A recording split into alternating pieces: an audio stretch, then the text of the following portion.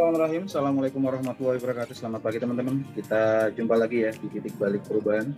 Sebelum kita awali kuliah kita pagi ini, kita berdoa terlebih dahulu supaya apa yang kita dapat pagi ini bisa lebih berkah, bermanfaat, dan bisa dapat pemahaman ya. Berdoa, silahkan. A'udzubillahi minasyaitonirrajim. Bismillahirrahmanirrahim. Rabbi zidna ilma warzuqna fahma birahmatika ya arhamar rahimin. Amin. Bang Aswar?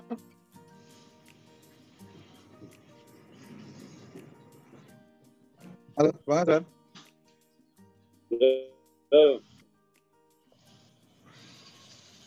Monggo. Halo Om. Yeah.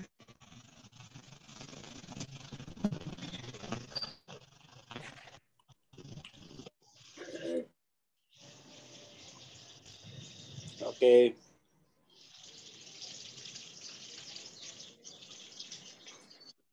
Bismillahirrahmanirrahim. Assalamualaikum warahmatullahi wabarakatuh. Selamat pagi ya. Kita lanjutin lagi ya.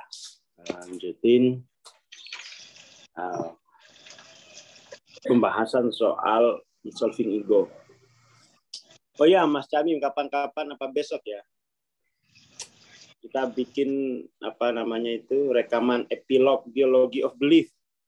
Kan belum saya rekam tuh. Biology of belief.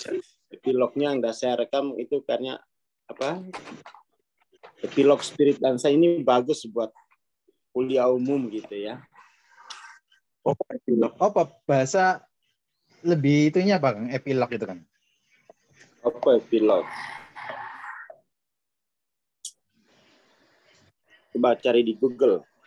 Apa epilog itu? Epi itu di atas, mungkin di atas melampaui dialog kan ini ya. Epi dialog. Ini kalau di Google-nya ini bagian akhir sastra atau literatur. Iya. Sama ini. Mungkin ya. Nutup ya. Cuma kan itu penutup bagaimana spirit dan sains ini dipulihkan kan. Karena gimana manusia itu mencari kebenaran dalam sains, juga dalam proses spiritual kan ya.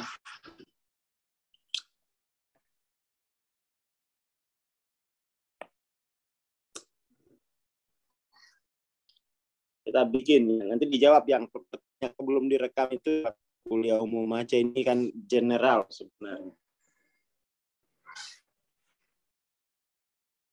General. Oke lah, kita kembali ke kita ya. Tema kita.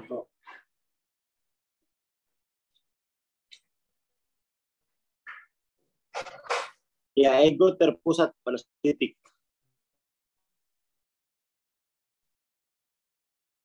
Yaitu orang yang mengalaminya,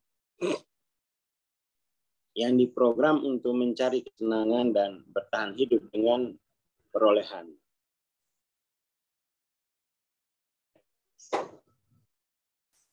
Ego menganggap kebahagiaan itu sesuatu yang orang dapatkan, miliki, atau tambahkan dari luar. Oleh karena itu orang yang mengalaminya diprogram untuk memperoleh. Memperoleh itu diprogram untuk mengambil. Lawannya itu, lawan dari mengambil, memberi. Ya. Mestinya dari mengambil ke memberi.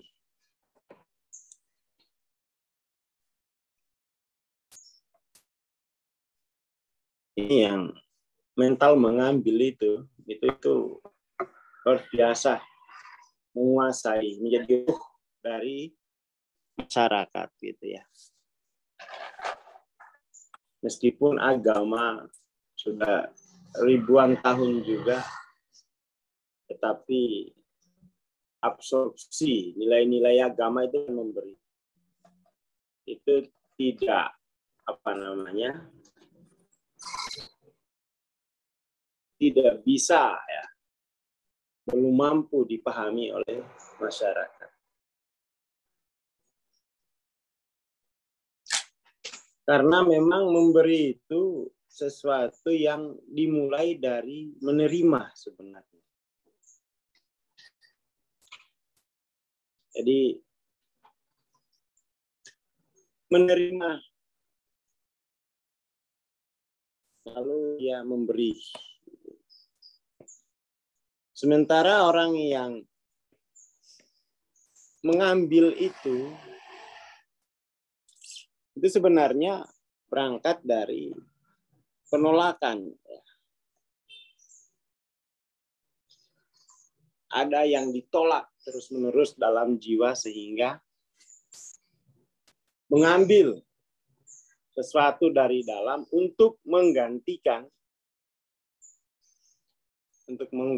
sesuatu yang hilang karena penolakan. Prinsipnya kan gitu.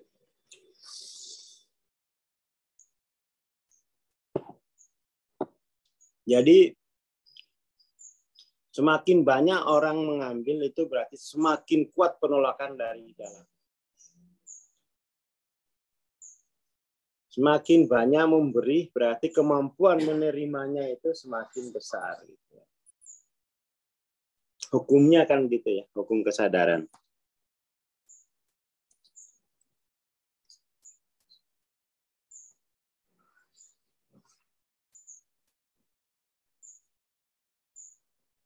Seperti itu.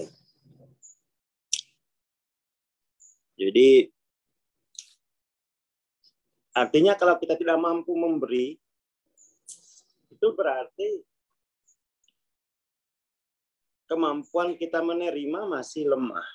Artinya kebiasaan menolaknya yang tinggi.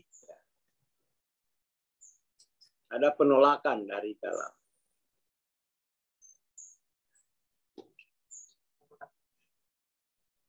Nah, penolakan terbesar, dasar dari semua penolakan itu ya. Jadi dasar dari semua penolakan itu adalah penolakan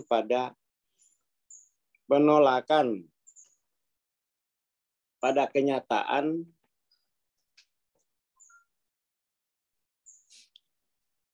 telah dicintai Tuhan. Ini penolakan terbesar. Jadi menolak telah dicintai Tuhan. Dan sekali Tuhan mencintai itu ya dia akan mencintai terus. Dia tidak bisa maju mundur kayak ABG begitu. Kadang cinta, kadang tidak ada Tuhan sifat begitu. Sekali mencintai, tak mencintai.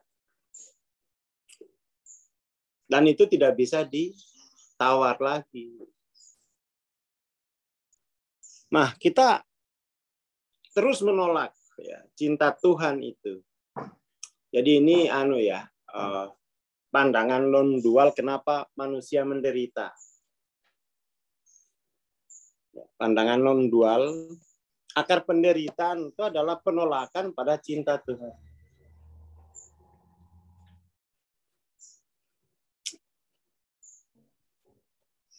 Hanya itu gitu ya, penolakan pada cinta Tuhan. Itu mendorong kita untuk mengambil sesuatu di luar diri kita.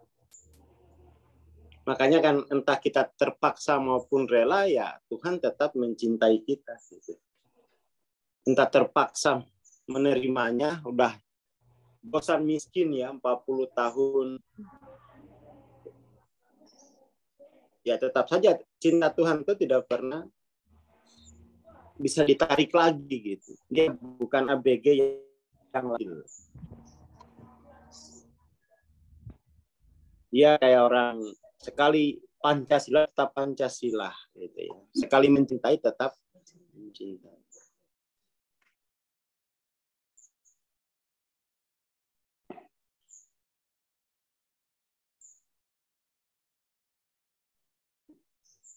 Itu prinsipnya.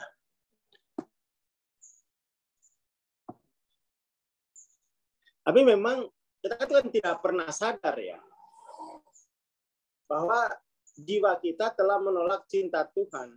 Nggak pernah sadar itu. Karena kita lahir dalam budaya material. Kalau kita miskin itu dibilang kita malas. Kalau kita bodoh itu dibilang kurang belajar. Semuanya pendekatan mengambil.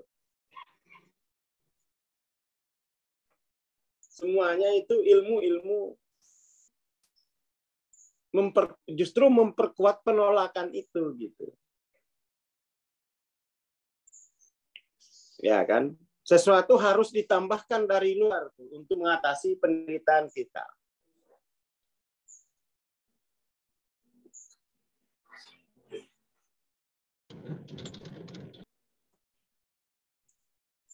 Jadi tidak terbiasa kita melihat masalah itu karena kita telah menolak cinta Tuhan. Karena ini pandangan 600 ke atas. Pandangan 650-an. Apa akar penderitaanmu? Kamu menolak cinta Tuhan. Hah? Masa? Ya enggak, udah terserah kau lah.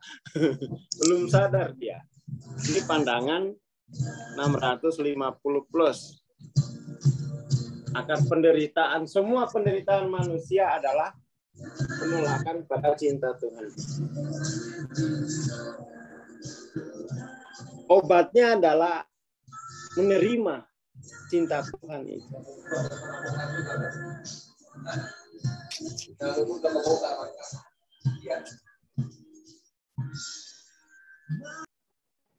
Di mana tadi? Udah aman, Kang. Aman ya. Lah kita kan nggak pernah diajarin begitu sejak kecil. Nggak pernah diajarin bahwa makanya Hawking tuh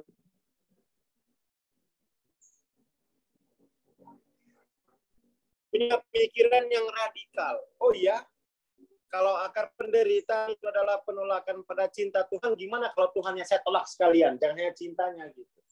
Biar aku bisa bebas dari cintanya. Kan begitu cara berpikir Hawking. Tuhannya aja yang saya tolak.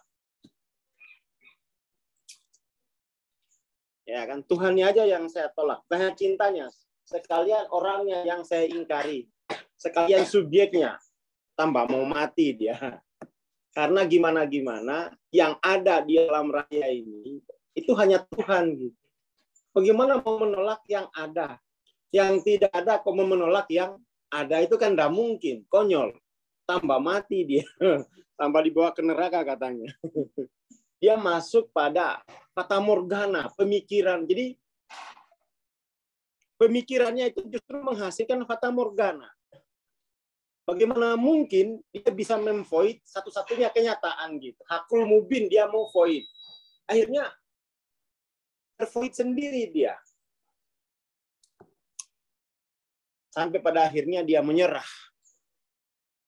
Menyerah pada cinta Tuhan itu.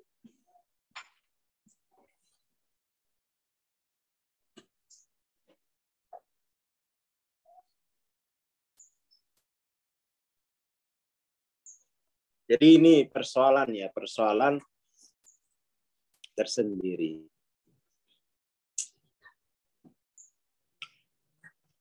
Hanya kalau dalam spiritualitas itu kan dia buang yang tidak perlu. Apa? Penolakan pada cinta Tuhan. Tuhan loh, wes jelas-jelas aku itu Bismillahirrahmanirrahim. Makar kita terhadap cintanya itu. Tapi itu pandangan 650. Kalau 400 mah apaan sih cinta Tuhan? Ya makar ya, makar. Kita makar terhadap. Tapi nggak bisa karena Tuhan itu ya sekali mencintai ya tetap mencintai. Mau ditolak apapun tetap nggak hilang gitu. Karena itu nature-nya dia. Itu maha cinta kan.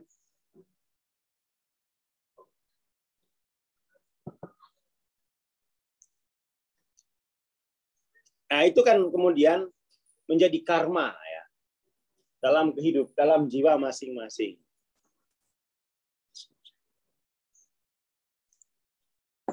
Menjadi karma. Karma penolakan. Ya, penolakan pada cinta Tuhan.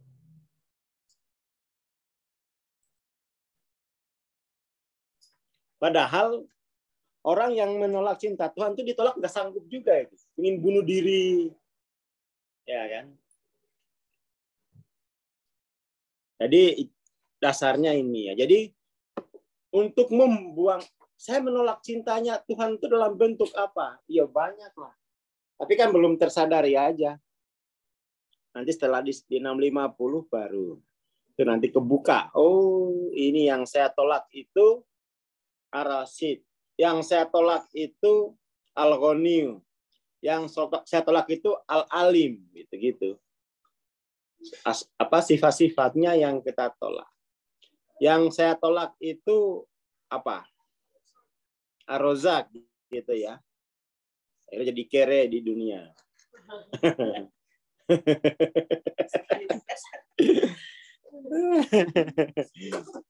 Ya kalau miskin berarti ya menolak cinta Tuhan yang katakan Ar-Razzaq, Al-Ghani gitu-gitu.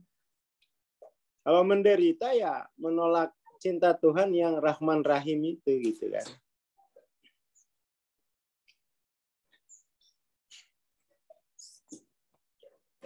Jadi mestinya ini ya pada awalnya agama mengabarkan itu loh. Mengabarkan, tapi entah bagaimana sekarang itu agama justru lari ke arah filsafat gitu kan ya. Dia lari ke arah filsafat, gagal. Ya nggak pilih kasih lah. Semua dicintai.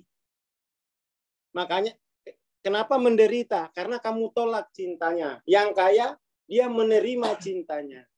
Jadi nggak pilih-pilih kasih. Cinta Tuhan itu sempurna. Kita yang pilih-pilih kasih. Handphone dicintai Tuhan enggak? Gitu. Kan pilih kasih namanya. Ayang dicintai Tuhan enggak? Yes. Kata orang di kantor. Ini bukan Tuhan yang pilih kasih, jiwa kita yang pilih kasih.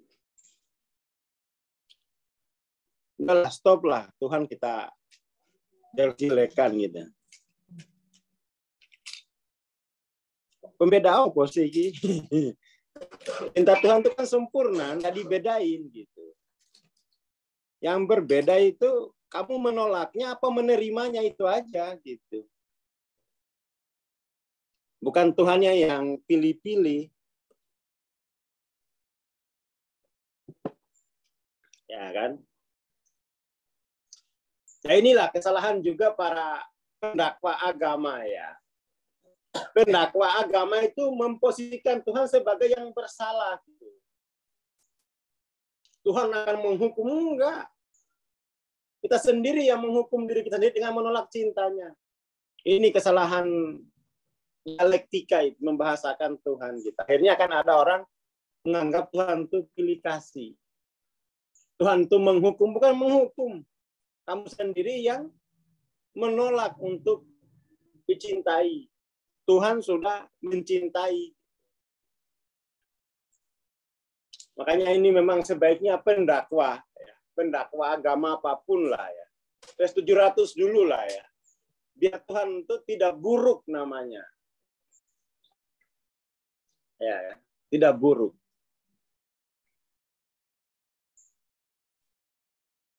Biar Tuhan itu tidak jelek nama. Seolah-olah Tuhan itu kasih karena gagal memahami apa sih akar penderitaan manusia. Karena penolakan pada cinta Tuhan. Udah selesai itu. Solusinya ya terima cinta Tuhan. Berpasrah, tunduk, apalagi menyerah pada cinta Tuhan itu. Surrender. Ini lagi Tuhan maha nyebelin gitu, hantu kali. Kata Tuhan, kamu itu yang nyebelin, dicintai kok nggak mau gitu. Nyebelin kan, dicintai nggak mau. Nah, kebalik-balik otak kita itu ya. Karena kebanyakan makan ceramah dualitas. Kebanyakan makan ayat-ayat yang dinarasikan dari kesadaran dualitas. Akhirnya apa? Seolah-olah yang konflik itu Tuhan. Ngapain Tuhan konflik sama makhluknya? Puber apa gimana gitu. Justru kita yang konflik terhadap Tuhan. Karena itulah ada evolusi gitu kan. Jadi jangan sampai kebalik gitu ya. Membahas Tuhan itu seolah-olah Tuhan yang berkonflik dengan manusia, itu dualitas banget itu.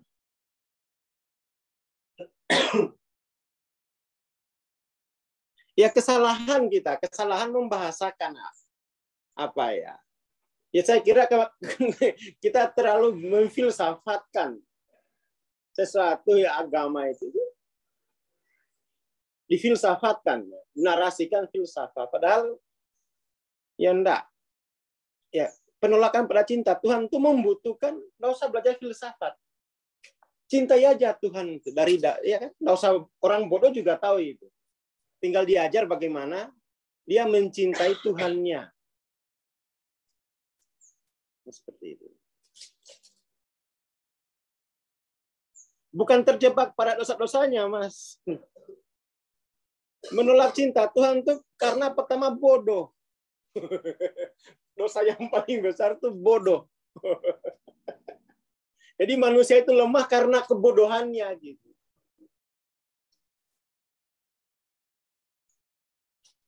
Karena kebodohannya.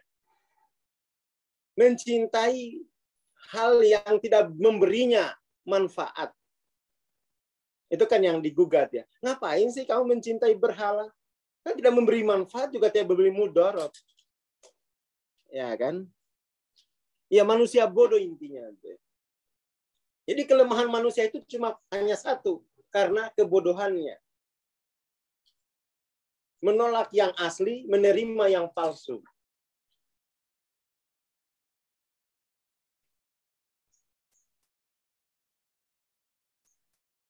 Dan masalahnya yang palsu ini jadi menjadi komoditas. Nah, jahil murakob, ya betul ya. Jahil murakob. Nah, cuma kan kita ngasesemen. Asesemen penderitaan itu nggak pakai asas non dual lagi. Ya, kita udah pakai pemikiran kita gitu. Oh, saya sakit karena ini, saya miskin karena ini. Tidak lagi menggunakan asas non dual. Oh, ini saya sakit karena menolak cinta Tuhan, ya gitu.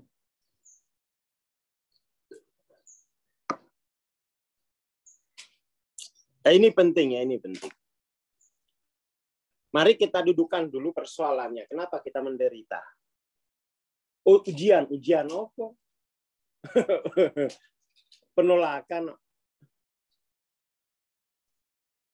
Penolakan pada kenyataan telah dicintai Tuhan. Telah. Sudah. Bukan akan, tapi telah dicintai Tuhan. Masalahnya adalah selama ini kita mendengar bahwa Tuhan akan mencintai kita. Apa akan? Kayak belum tuntas saja. Kayak Tuhannya itu masih setengah matang gitu.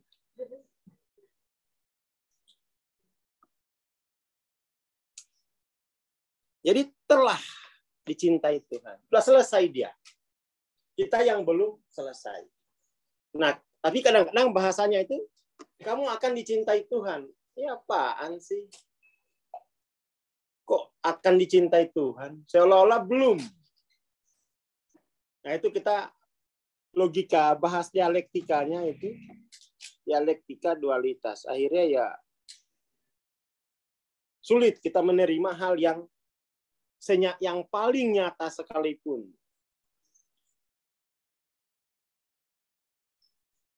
Sulit kita menerima yang paling nyata sekalipun bahwa Tuhan telah meliputi diri kita.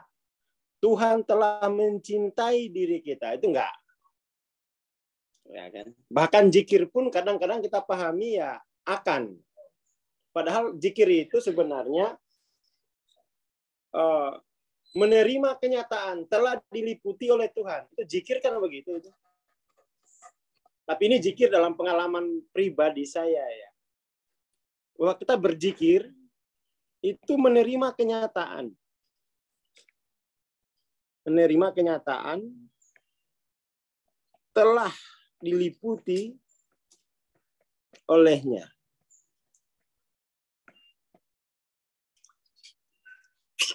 Ya kan, telah diliputi, itu zikir itu kesadarannya begitu, telah diliputi olehnya.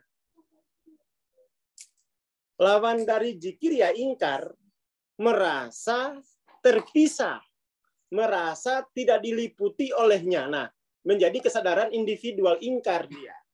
Ingkar pada kenyataan. Jadi bukan ingkar kepada Allah sebenarnya, ingkar terhadap kenyataan. Yang diingkari kenyataan gitu. Kalau ingkar kepada Allah enggak mungkin lah. Tapi ingkar terhadap kenyataan telah diliputi sifat-sifatnya. Mengingkari kenyataan itu kan apa ya? Ingkar ya, dia ingkar. Mengingkari kenyataan. Itu zikir. Jadi ya kalau orang tidak berzikir, pasti dia mengingkari kenyataan. Kenyataan telah diliputi oleh Tuhannya. Ya kan?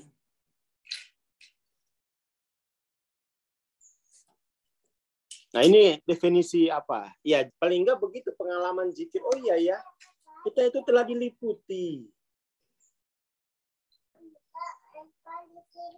Kenapa telah diliputi? Karena satu-satunya yang ada itu ya hanya Tuhan gitu. Tuhan ada, maka saya diliputi olehnya gitu kan. Nah, itulah kesadaran telah diliputi itu saya sebut sebagai zikir.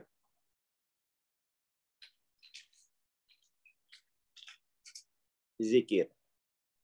Nah, karena sudah diliputi, maka bagaimana mengalgoritmakan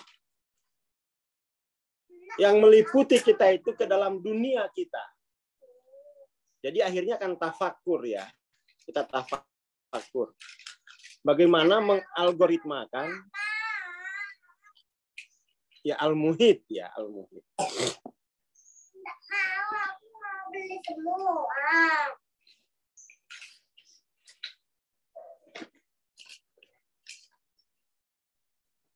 Iya, memang di Quran itu ya betul.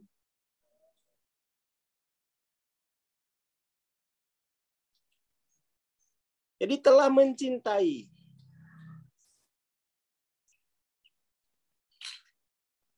Telah mencintai.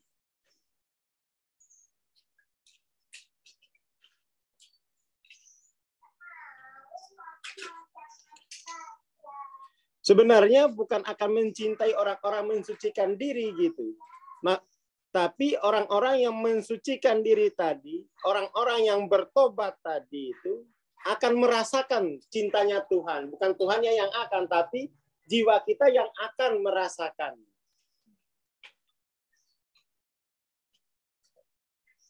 Karena objeknya ini kan kita gitu kan. Maka kita yang akan, bukan Tuhan yang akan gitu. Ya kok Tuhan masih akan.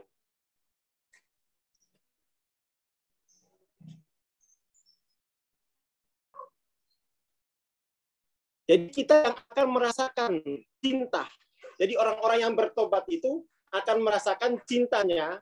Orang-orang yang mensucikan diri akan merasakan cintanya. Jadi yang bukan Tuhan yang menjadi objek gitu, tapi diri kita yang akan menjadi objek dari cintanya gitu.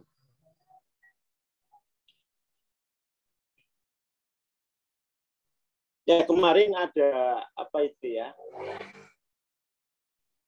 Ada ya belajar nahwu sorof di gramatikal itu Allah itu bisa menjadi objek secara bahasa, tapi itu sebenarnya tidak secara pengalaman. Tidak secara ini kemarin nih. Ya di Quran itu Allah itu menjadi objek. Apa ya, tata bahasanya ya, tapi itu sebenarnya hanya kelemahan apa ya, bukan kelemahan, dia hanya pada tata bahasa. Dalam pengalaman diri kita yang menjadi selalu, Tuhan itu tidak akan pernah menjadi objek apapun gitu. Tuhan tidak akan pernah menjadi objek apapun. Seperti itu. Jadi jangan sampai kita memahaminya secara tata bahasa, lalu Tuhan menjadi objek. Kita yang menjadi subjek kan. Nah, gitu. Mestinya Tuhan itu adalah subjek yang abadi, tidak pernah berubah. Kalau masih kena sifat waktu akan telah, dia berarti bukan subjek yang abadi. Kemarin gitu, diskusi sama guru nahwu sorof saya. Gitu ya. Protes aku, masa Tuhan akan telah, dia hanya satu, telah, abadi sudah itu. Sudah pasti. Dia bukan subjek yang masih bisa berubah. Dia subjek yang sudah kekal abadi, sudah tidak akan pernah berubah lagi. Gitu. Kita lah yang subjek yang akan berubah. Itu kemarin apa ya hasil apa? Yo, diskusi bertengkar. Aku bermasa Tuhan kok masih seolah-olah Tuhan itu menjadi subjek yang bisa berubah-ubah gitu. Ya entahlah. Dia kekal abadi. Jadi dia pada kita, dia telah semuanya selesai. Dia telah selesai. Tidak akan pernah berubah lagi. Karena tidak mengalami evolusi kan. Jiwa Tuhan itu. Kalau Tuhan evolusi, ya Tuhan. Ya apa sih masih evolusi. Itu yang saya pegang tuh, bahwa Tuhan itu yang kekal abadi. Kitalah yang terus berubah-ubah. Jadi sifat waktu itu tidak mengubah Tuhan, tapi mengubah subjek yang dikenai, yang menjadi objek pada Tuhan. Gitu. Ya.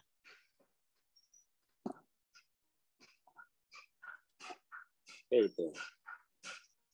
Jadi ini kita penting ya, tapi ini memang kesadaran 650 ke atas.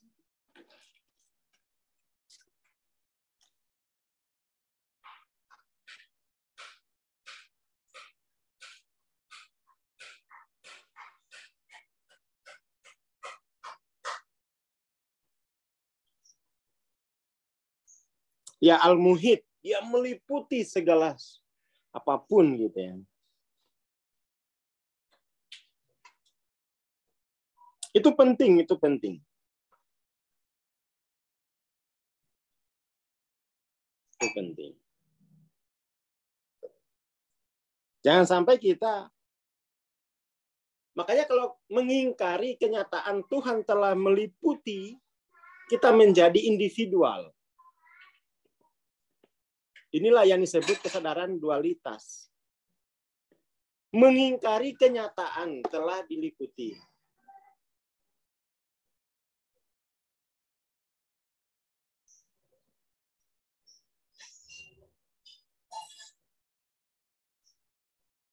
Seperti itu. Telah meliputi. Ini yang hilang tuh dalam kesadaran kita beragama. Tuhan itu tidak, ya kita berjuang sendiri gitu.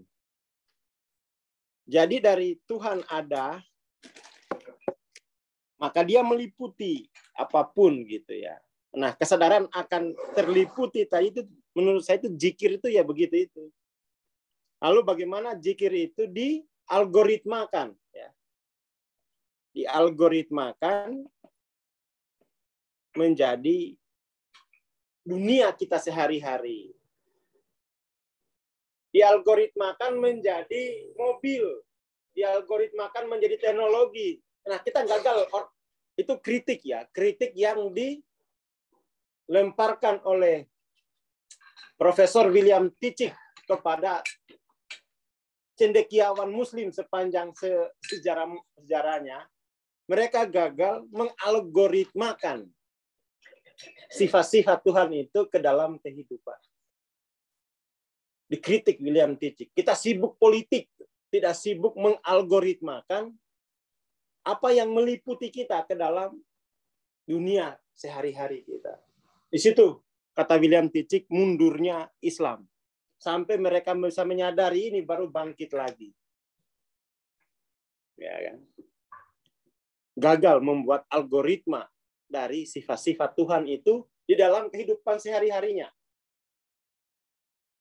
Itu hantam kritik William Titchik, kenapa dunia Islam itu hancur karena gagal mengalgoritmakan sifat-sifat Tuhan yang meliputi dirinya.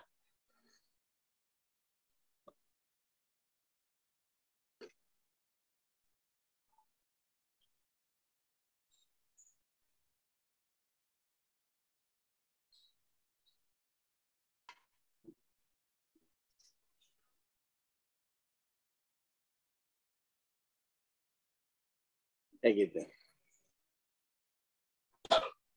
Saya setuju itu. Saya setuju. Kita sibuk membuat filsafat macam-macam gitu.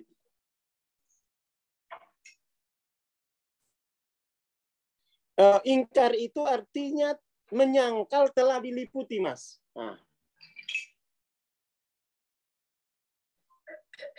Ya. Jadi ingkar itu menyangkal telah diliputi oleh Tuhan. Itu ingkar tuh. Ingkar berarti menyangkal. Menyangkal kenyataan. Ini penting ini. Telah diliputi. Kita gimana bisa menyangkal kenyataan gitu kan? Bagaimana mau menyangkal kenyataan bahwa 70% tubuh kita itu air.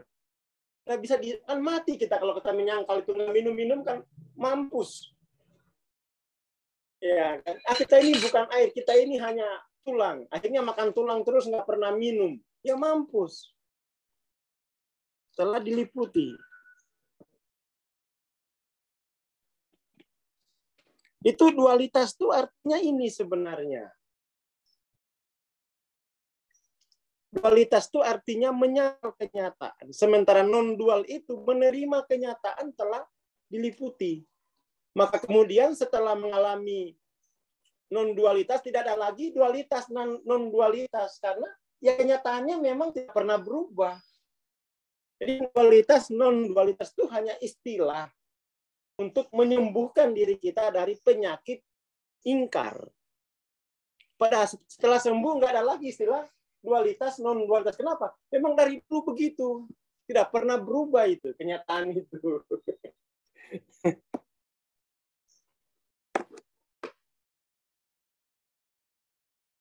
Tidak pernah berubah. Memang senyatanya memang sudah begitu gitu.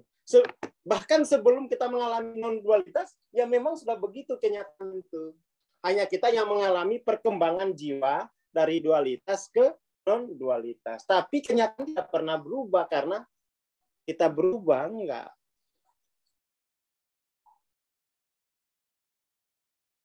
Jadi kita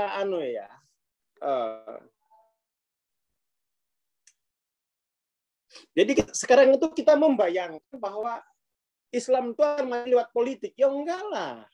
Kalau kita bisa mengalgoritmakan zikir kita, menang semua itu. Dan itu banyak orang Islam, seluruhnya menang, seluruh manusia menang. Karena apa? Tuhan menjadi hadir dalam algoritma kehidupan. Dalam algoritma dunia. Masa iya Tuhan hadir lalu membuat orang menderita? Ya kan nggak mungkin. Nggak mungkin itu. Dan mestinya memang semua orang mengambil jalan hidup seperti itu. Mengalgoritmakan sifat-sifat Tuhan yang telah meliputi dirinya. Lah, agama kan begitu aja sebenarnya. Jadi enggak, kan agama begitu aja. Lalu kita kemudian lari dari jalan itu, lalu mengambil jalan individual dengan membangun filsafat, ya kan, membangun institusi ilmu dalam 3 kategori, ontologi, epistemologis, aksiologi. Enggak ada kayak begitu itu. Itu filsafat. Namanya ilmu itu ya melekat pada dirinya sendiri, al-alim, tidak pada diri kita gitu. Ya kan? Itu ya, kritiknya siapa itu ya? Ada profesor mengkritik, tapi dia ya. Jadi seolah-olah ilmu itu milik kita, sehingga kita lembagakan menjadi 3 lembaga. Seperti halnya dalam filsafat, ontologi, epistemologis, aksiologi.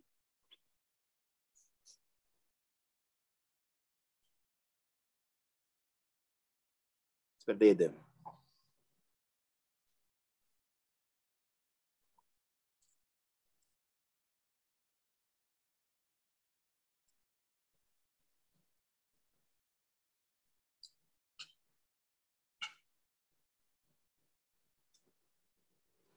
Seperti itu. Jadi ini penting ya.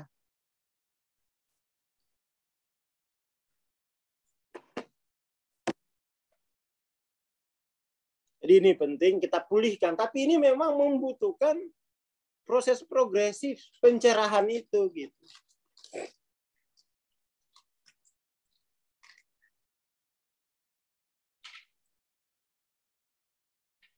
Banyak kritik.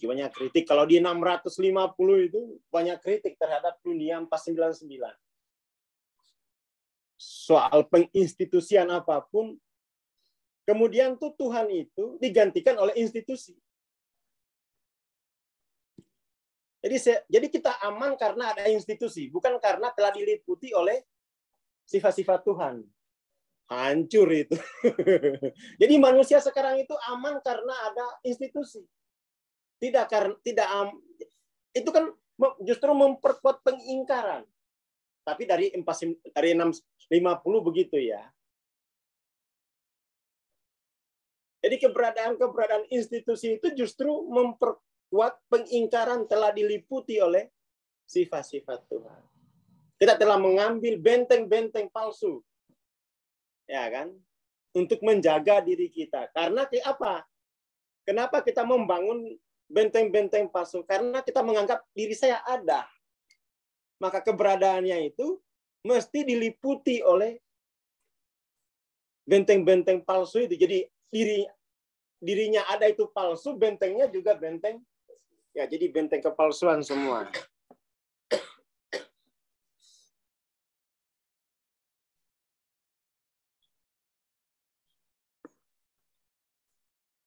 Seperti itu.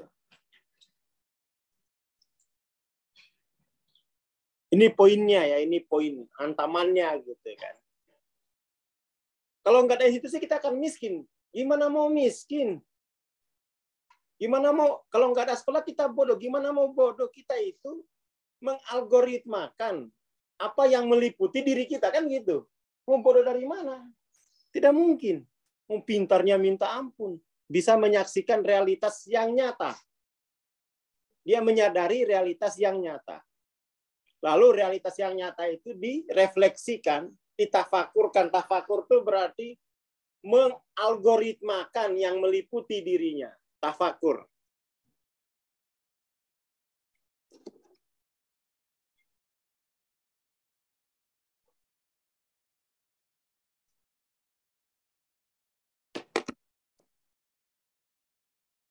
Seperti itu.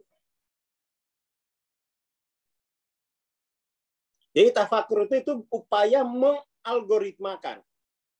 Mengalgoritmakan berarti itu upaya untuk mengekualkan. Nah, bukan untuk mengambil, tapi untuk mengekualkan. Mematematikakan, mengekualkan. A sama dengan A. Kalau yang meliputi kita ar-rozak, maka algoritma dunia kita adalah kekayaan, kelimpahan. Tapi kalau tidak mampu mengalgoritmakan, nanti itu hanya cukup, nanti tidak melimpah. Kan tidak ada miskin di Quran tuh. Adanya cukup atau melimpah. Yang berzikir toh tidak tafakur itu cukup. Yang berzikir plus tafakur nanti melimpah. A sama dengan A. Apa yang ada dalam batinianya itu ditafakurkan untuk dijahiriakan gitu kan. A sama dengan A.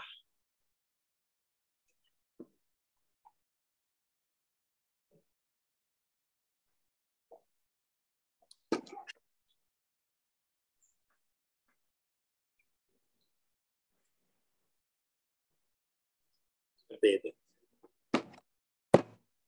A sama dengan A. Jadi kita akan belajar matematika. Semua sains kita akan pelajari dalam rangka. Kita akan mempelajari sains dalam rangka untuk mengalgoritmakan zikir kita. Sekarang kan kita mempelajari sains tujuannya bukan untuk mengalgoritmakan zikir kita, tetapi untuk melindungi, mempertahankan bahwa saya ada. Itulah bahwa saya ada.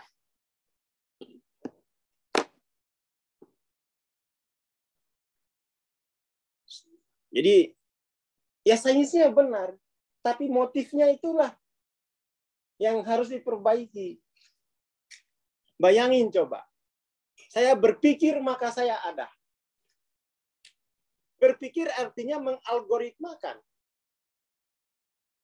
Ya kan, berpikir itu kan logika dan penalaran itu kan bahasa intinya mengalgoritmakan. Ada algoritma yang dirumuskan, yang dibuat. Dengan begitu saya menjadi ada. Itu kan pengingkaran terhadap kenyataan bahwa satu-satunya kenyataan ada itu ya Allah gitu kan. Satu-satunya kenyataan ada adalah Allah. Tapi kita bilang saya berpikir maka saya ada. Jadi seluruh algoritma kita itu dalam rangka untuk mengukuhkan, menumbuhkan, merawat anania gitu. Kapan-kapan lah ini kalau kita sudah pintar ya, baru kita pergi berdebat di Harvard sana gitu ya. Tapi kalau udah bisa bikin algoritma dari yang meliputi kita, kalau belum ada buktinya, ngomong doang loh.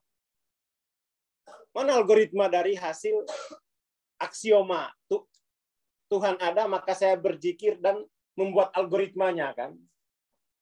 Nggak ada kan kita, makanya ngemeng doang kita. Makanya saya belum berani ini, hanya ngomong di sini aja beraninya ya. Kalau ngomong di Harvard belum berani. Mana hasil pesawat terbangmu dari mengalgoritmakan sifat-sifat Tuhanmu? Waduh, nggak ada bos. Saya bikin layang-layang aja beli gue. Ya betul. Jadinya kita Abdul Alim gitu. Bernalar itu berarti kita menjadi Abdul Alim itu, bukan Abu Jahal gitu ya. Oh mantap ini.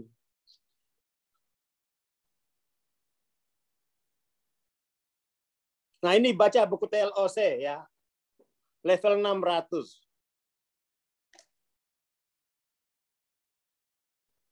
Ya jadi dari kesempurnaan sifat-sifatnya menuju kesempurnaan akal kita gitu. Jadi sifat-sifatnya itu menyempurnakan akal kita. Itulah gunanya tafakur, untuk menyempurnakan akal manusia. Itulah yang disebut dengan evolusi. Evolusi jiwa menuntun, mempercepat evolusi kognitif. Nah, ini penting ya.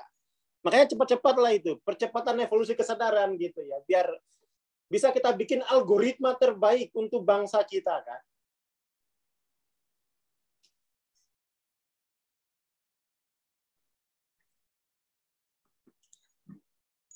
Saya kira itu dulu ya pagi ini. Udah panas ini ya. Udah panas ya. Udah panas. Udah rajin-rajin percepat evolusi kesadaran, jangan lambat.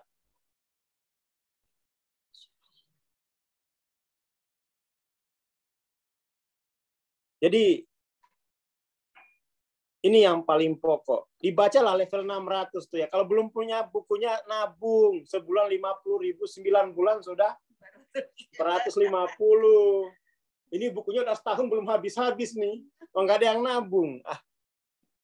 Sulit ini percepatan ini.